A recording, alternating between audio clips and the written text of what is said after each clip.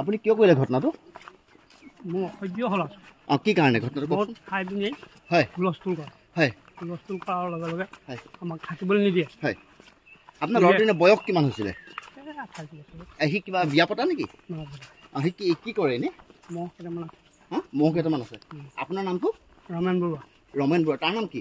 দীপু বৰুৱা। ঘটনাটো মানে মোক ইয়াৰ পৰা ল'ৰাজনে ফোন কৰিলে ৰাতিপুৱা 5:11। মই শুই উঠিছোঁহে বোলে এনেকৈ আপুনি ইয়ালৈ আহকচোন, আমাৰ এইটো বৰুৱা হেৰি বুলি কয়, এই জানৰ ঘৰলৈ আহক, এনেকৈ ঘটনা এটা হ'ল। মোৰ কি ঘটনা হ'ল তেতিয়া ক'লে যে এই জানে এই হেৰিত কাটিলে, এই পুতেকক কাটিলে, আপুনি সোনকালে আহক। মই আহি দেখিলোঁ হয় বিচনাত তেনেকৈ শুই আছে, শুই থকা অৱস্থাতে সেইকাৰণে। আৰু দেউতাকক যেতিয়া সুধিলোঁ ৰমেন বৰুৱাক, তেতিয়া তেওঁ নিজে কৈছে যে মোৰ ঘৰত অশান্তি কৰি থাকে, সি পানী দুনি খায়, সেইকাৰণে মোৰ ধৈৰ্য সীমা পাৰ হৈ মই তাক এনেকুৱা কাম কৰি দিলোঁ, আইন হাতত তুলি ল'লোঁ। আমাক কৈছে আৰু বোলে সদায় আজি বছৰ বছৰ ধৰি অশান্তি কৰি আছে, মদ খাই 12টা বজাত ঘৰলৈ আহে, আমাক শুবলৈ নিদিয়ে, ঘৰৰ পৰা উলিয়াই দিয়ে, ওলাই যা বুলি।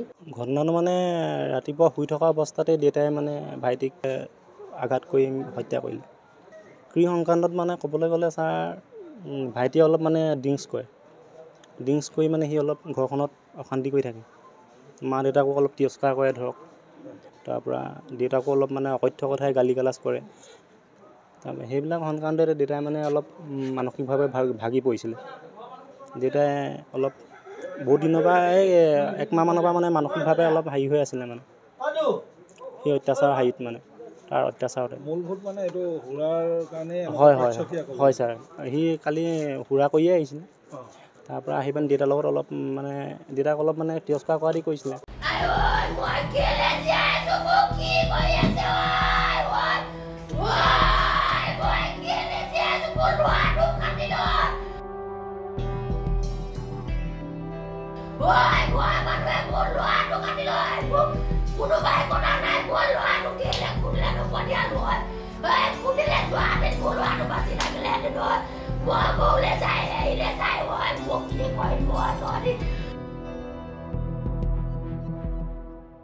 আপুনি কিয় কৰিলে ঘটনাটো? মই সহ্য হ'ল আছোঁ। কি কাৰণে ঘটনাটো? বহুত খাই পিনি হয় হুলস্থুল কৰে। হয় হুলস্থুল কৰাৰ লগে লগে হয় আমাক থাকিবলৈ নিদিয়ে। হয় আপোনাৰ ল'ৰাটোৰ বয়স কিমান হৈছিলে? সি কিবা বিয়া পতা নেকি? সি কি কৰে এনেই? মহ কেইটামান আছে। মহ কেইটামান আছে। আপোনাৰ নামটো? ৰমেন বৰুৱা। ৰমেন বৰুৱা। তাৰ নাম কি?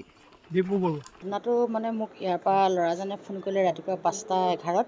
মই শুই উঠিছোঁহে বোলে এনেকৈ আপুনি ইয়ালৈ আহকচোন, আমাৰ এইটো বৰুৱা হেৰি বুলি কয়, এই জানৰ ঘৰলৈ আহক, এনেকৈ ঘটনা এটা হ'ল। মোৰ কি ঘটনা হ'ল তেতিয়া ক'লে যে এই জানে এই হেৰিত কাটিলে, এই পুতেকক কাটিলে, আপুনি সোনকালে আহক। মই আহি দেখিলোঁ হয় বিচনাত তেনেকৈ শুই আছে, শুই থকা অৱস্থাতে সেইকাৰণে। আৰু দেউতাকক যেতিয়া সুধিলোঁ ৰমেন বৰুৱাক, তেতিয়া তেওঁ নিজে কৈছে যে মোৰ ঘৰত অশান্তি কৰি থাকে, সি পানী দুনি খায়, সেইকাৰণে মোৰ ধৈৰ্য সীমা পাৰ হৈ মই তাক এনেকুৱা কাম কৰি দিলোঁ, আইন হাতত তুলি ল'লোঁ। আমাক কৈছে আৰু বোলে সদায় আজি বছৰ বছৰ ধৰি অশান্তি কৰি আছে, মদ খাই 12টা বজাত ঘৰলৈ আহে, আমাক শুবলৈ নিদিয়ে, ঘৰৰ পৰা উলিয়াই দিয়ে, ওলাই যা বুলি। ঘটনাটো মানে ৰাতিপুৱা শুই থকা অৱস্থাতে দেউতাই মানে ভাইটিক আঘাত কৰি হত্যা কৰিলে। ক্ৰী সংক্ৰান্তত মানে ক'বলৈ গ'লে ছাৰ, ভাইটিয়ে অলপ মানে ড্ৰিংকছ কৰি মানে সি অলপ ঘৰখনত অশান্তি কৰি থাকে। মা দেউতাকো অলপ তিৰস্কাৰ কৰে ধৰক, তাৰপৰা দেউতাকো অলপ মানে অকথ্য কথাই গালি গালাজ কৰে।